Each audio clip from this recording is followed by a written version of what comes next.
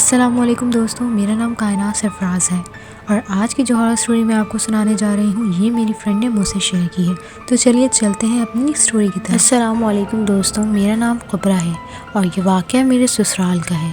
ویسے تو میں ان چیزوں سے زیادہ ڈرتی نہیں ہوں، لیکن اس واقعے کے بعد مجھے ان سب سے بہت خوف آنے لگا ہے اور یقین ہو گیا ہے کہ ان چیزوں کو اگر چھیڑا جائے تو یہ آپ سے مکمل بدلہ لیتے ہیں۔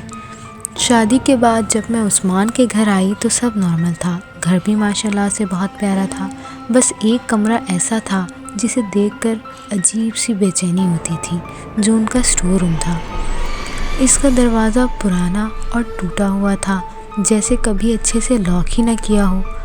جب ولیمے کے کچھ دن بعد میں ناشتے کی ٹیبل پر بیٹھی تھی تو میرا دیور عمر جو 19 سال کا تھا، وہ بہت اسٹریٹ فارورڈ لڑکا ہے، اس نے پہلے ہی دن مجھے کہا، بھابی اسٹور روم میں کوئی ایکسٹرا سامان نہیں رکھیے گا، جو سامان اس میں ہے ہم اسے نہ نکالتے ہیں اور نہ ہی کوئی ایکسٹرا سامان ڈالتے ہیں، کیونکہ وہاں کوئی عجیب معاملات ہو چکے ہیں بہت پہلے۔ میں ہنسنے لگی کہ پھر یہ اسٹور روم کس کام کا؟ کچھ نہیں ہوگا، وہم ہوگا تمہارا، استعمال میں نہیں لوگے تو ایسے خیالات آئیں گے اس روم کو لے کے۔ لیکن عثمان نے بھی کہا، نہیں، کبھی کبھی عجیب سا فیل ہوتا ہے وہاں، جیسے کوئی ہے، بس بند رکھا کرو یار اسے۔ مجھے پہلی بار ہلکا سا خوف ہوا۔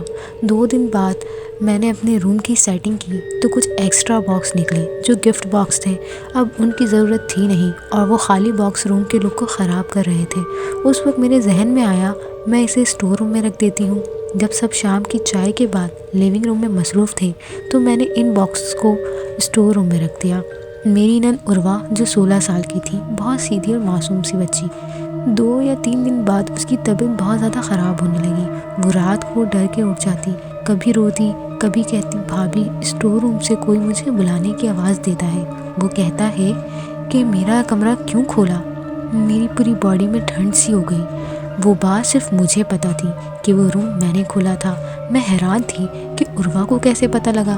خیر، اس رات میں نے عروہ کو اپنے پاس سلایا اور سمجھایا کہ عروہ یہ تمہارا خواب ہے۔ اگلے دن دوپہر کے وقت امی نے مجھے کچن میں چائے بناتے ہوئے کہا، قبرہ، اس اسٹور روم میں پہلے ایک عورت رہتی تھی، وہ کالا جادو کرتی تھی، اس کا سامان، تصویر، پتھر سب وہاں تھا، اس کی موت بھی اسی عمل کے دوران ہوئی تھی۔ تب سے اس کمرے میں کوئی نہیں ٹھہرتا اور جو کوئی بھی یہاں رکتا ہے تو اسے کوئی نہ کوئی جگہ دیتا ہے، جیسے کوئی چھو کے یا اسے کوئی سرگوشی ہوتی ہے۔ اس کے بعد سے اس کمرے کو مکمل بند کر دیا گیا اور جب ہم نے یہ گھر لیا تو ہم نے اسے اسٹور روم کا نام دے دیا، کیونکہ جب تک ہم اسے تنگ نہیں کریں گے تو یہ ہمیں بھی کچھ نہیں کرے گا۔ یہ سن کے میرا دل کیا میں امی کو سب سچ بتا دوں کہ میں نے اسے تنگ کر دیا ہے، پر اس وقت میری ہمت نہیں ہوئی۔ اگلے دن رات کے تقریباً 12 بج رہے تھے، سب لوگ اپنے کمرے میں تھے، میں بھی عثمان کے ساتھ لیٹی ہوئی تھی، لیکن نیند نہیں آ رہی تھی۔ گھر میں ایک عجیب سی خاموشی تھی، وہ خاموشی کوئی عام خاموشی نہیں تھی، ماحول عجیب سا تھا۔ اس دوران اچانک مجھے کمرے میں کوئی آہٹ سی محسوس ہوئی، جیسے کوئی بہت احتیاط سے فرش پر کچھ کھینچ رہا ہو۔ میں نے فوراً عثمان کو جگایا، مگر وہ گہری نیند میں تھے۔ میں نے پھر کھرکھراہٹ پر کان لگایا، آواز اسٹور روم کی جانب سے آ رہی تھی۔ پہل میں نے سوچا شاید چوہا ہوگا، مگر چوہا کبھی اتنے آہستہ لیکن مسلسل آواز نہیں کرتا۔ یہ آواز ایسی تھی جیسے کوئی ناخن سے لکڑی پر کھروچ رہا ہو۔ میں نے کانوں میں انگلیاں ڈالی، مگر آواز پھر بھی محسوس ہو رہی تھی، بالکل دماغ کے اندر۔ صبح ہوئی تو سب ناشتہ کر رہے تھے۔ میں نے امی کی آنکھوں کے نیچے ہلکے دیکھے۔ میں نے پوچھا، امی رات آپ سوئی نہیں تھی؟ وہ بہت سیدھے لہجے میں بولی، پتہ نہیں بیٹا، رات لگ رہا تھا جیسے کوئی دیوار پر کھروچ رہا ہو، ہلکی سی آہٹ محسوس ہوئی اور بار بار ایسا لگ رہا تھا جیسے عروہ ہمارے کمرے کے باہر کھڑی ہو۔ میں چونک گئی کیونکہ عروہ رات کو اپنے کمرے سے نکلی ہی نہیں تھی۔ عثمان چونک کے بولے، کس دیوار کے پار؟ امی نے آہستہ سے کہا، بیٹا اسٹور روم والے حصے سے۔ ہم تینوں ایک دوسرے کو دیکھ رہے تھے۔ رات کے وقت عروہ نے دروازہ بند کیا اور لائٹ آف کر دی۔ ہم سب اپنے کمرے میں تھے۔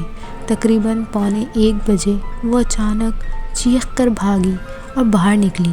عثمان نے اسے پکڑا کہ کیا ہوا؟ عروہ کانپ رہی تھی، اس کا چہرہ پیلا تھا۔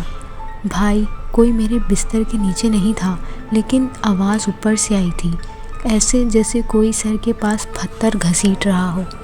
ہم سب حیران تھے، کیونکہ اس طرح پتھر رکھنے جیسی دبے وزن کی آواز ہم نے بھی پچھلے 2 دن سے مختلف جگہوں پر سن رکھی تھی، مگر ہم نے ایک دوسرے کو بتایا نہیں تھا۔ اب بات سب کی زبان پر تھی، یہ گھر میں کچھ چل رہا تھا، اور آغاز اسٹور روم سے ہوا تھا۔ اگلے دن میں اسی سوچ کے ساتھ کچن میں کچھ کام کر رہی تھی کہ اچانک مجھے اسٹور روم کے دروازے سے ناک کرنے کی آواز آئی، جیسے کوئی دروازہ ہلکا سا ٹک ٹک کر رہا ہو، کوئی انگلی سے آرام سے چھو رہا ہو، نہ زور نہ طاقت، بس موجودگی کا اعلان۔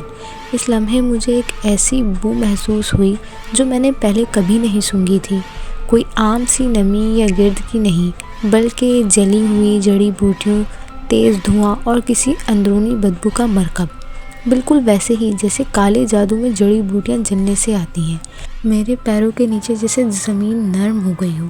میں پیچھے ہٹی اور سیدھا عثمان کے کمرے کی طرف بھاگی اور انہیں سب بتا دیا کہ میں نے اسٹور روم کھولا تھا۔ میں بہت رو رہی تھی، کیونکہ میری غلطیوں کی وجہ سے یہ سب واقعات ہو رہے تھے۔ عثمان نے ان سب کا ذکر امی سے کیا، تو امی نے وقت ضائع کیے بغیر مسجد کے مولوی سے رابطہ کیا اور ان سے سارے واقعات کا ذکر کیا۔ اگلی صبح امام صاحب آئے۔ انہوں نے کہا اس جگہ کو کبھی نہیں چھیڑنا چاہیے جب تک آپ اس کا مکمل توڑ نہ نکال لیں۔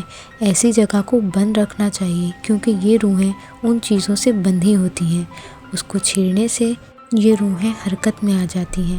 انہوں نے وہاں تلاوت کی، کمرہ بند کر دیا گیا اور تالا لگا دیا گیا۔